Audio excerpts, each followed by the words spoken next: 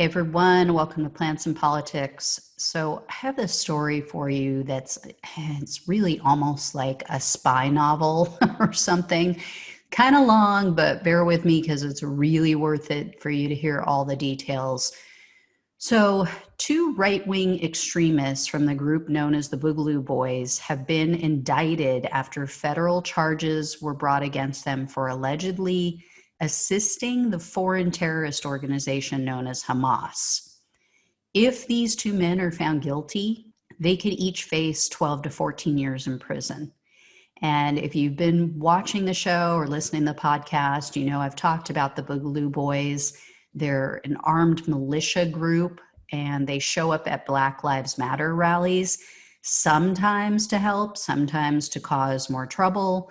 Often they wear Hawaiian shorts, and their intention of the group in general is to incite a new race war. So these militia members differ from other radical right-wing groups, though, because they're interested in not just inciting a race war, but they're interested in also targeting the police and destroying the government. So they're very anti-government, which is why they're being arrested. But you've got Proud Boys, white supremacist groups like the Proud Boys running around literally beating Black Lives Matter protesters and police doing nothing. So that's the difference. The police only care, the government only cares when they are also being targeted.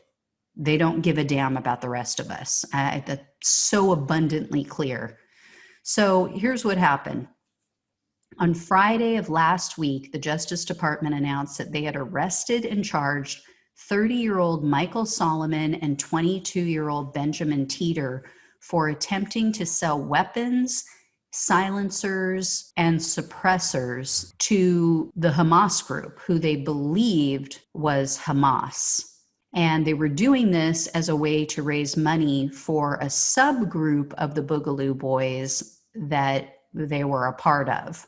So apparently these two men hit the FBI's radar in May and June when state and federal documents specifically named Solomon, stating that he and other Boogaloo members were using a Minneapolis home for staging purposes.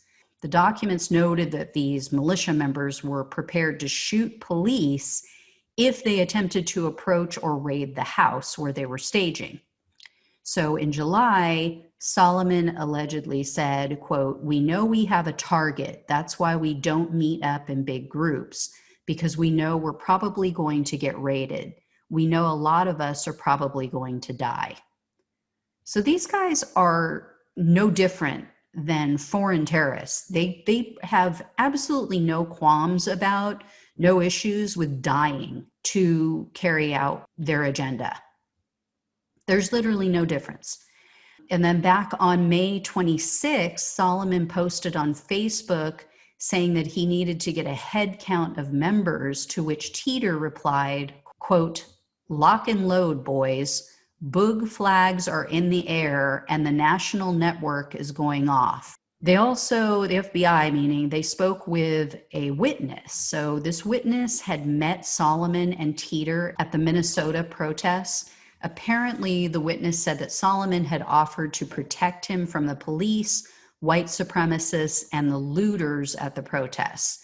And Solomon told the witness that his mission was to get the police out of the city. Obviously, this witness felt grateful. It appeared, I'm sure, to him or her, that Solomon was a friend, someone that they could trust. So the witness invited Solomon, Teeter, and one other unnamed person to sleep at their home that night. So the three men accepted the invitation. They went to this person's home and spent the night. And the witness alleges that throughout the night, the three of them talked about attacking police and other targets, and they discussed killing white supremacists. Now, according to the witness, Solomon and Teeter also talked about attacking a National Guard armory so that they could steal weapons and bombs for their group. But this unnamed witness is not the only source of information. They've got these guys pretty dead to rights. I don't see how they're going to get out of this. The FBI also began receiving warnings from someone with a Middle Eastern accent. The two defendants believe that this person was a paid informant that has infiltrated Hamas. This alleged informant communicated with Solomon via Facebook Messenger and then supposedly on an encrypted messaging app. And apparently, Solomon and Teeter told him that Hamas shared their anti-US views. Solomon also told this person, quote, "To you and your friends, we've got to be pretty valuable because two American-born white boys, right? We can move around like nothing. I can take anything anywhere." Apparently not. Apparently he was wrong. But Solomon and Teeter also shared with this person that they wanted to destroy government monuments to make a, quote, big statement. And Teeter told him that he and Solomon had decided to, quote, target a historical county courthouse in northern Minnesota because it, quote, is a symbol of the unjust laws that America upholds and had low security. They also shared that they wanted to become mercenaries for Hamas and that they wished to earn money by recruiting additional members. The men also said that the money would be used to purchase land on which they could build a training compound for the Boogaloo Boys. And on June 6th, Solomon and Teeter actually met with the alleged FBI informant at a home in Minneapolis. While they were there, they are said to have been loading ammunition into their weapons. And while they were doing so, they were talking about how much they hated the police, and they discussed shooting the police. The two men also talked about murdering politicians and members of the media, saying, quote, "As soon as we, mark the politicians that we want to, I'd be fine with going after the media after that. I'm not necessarily talking about the journalists on the street. Yeah, they lie. I just want to take out the top 20% people at each company." So in August, they told the informant that they had decided to pause their plan to blow up the courthouse so that they could instead carry out their plans to murder politicians. Unbelievable stuff. And the Star Tribune reported that, quote, "During a hotel meeting on June 28th, with Solomon Teeter, the informant, and an undercover FBI agent whom the boys believed to be a more senior member of Hamas, the two expressed their willingness to manufacture suppressors for Hamas. Teeter offered to manufacture unmarked gun parts and unregistered and untraceable weapons. In return, they asked Hamas to fund their organization. So at this meeting, Solomon said, quote, "If we are able to accomplish our goals, the US would be fucking done." And on July 30th, the two men completed their first transaction with these men that they believed to be Hamas members. They provided 5 suppressors to an undercover senior FBI agent for $1,800, believing that these suppressors would be delivered to a militant wing of Hamas. So that's what they were told they were going to be used for. They also then offered to make more suppressors for Hamas, as well as fully automatic weapons. And just to be clear, I didn't know this either. I didn't know that a suppressor was the same as a silencer. So anyway, I had to look that one up too. So that's what they were giving to who they believe to be terrorists trying to target America. Nice guys here. And according to the charging documents, the two men throughout the month of August continued to build and sell these suppressors to the fake Hamas members. So finally, the FBI dropped the hammer and brought charges and arrested these guys. But, tell me again about how Black Lives Matter supporters are terrorists.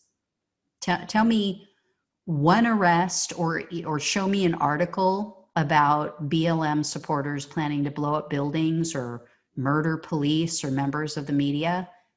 I'm sorry, but it is such bullshit.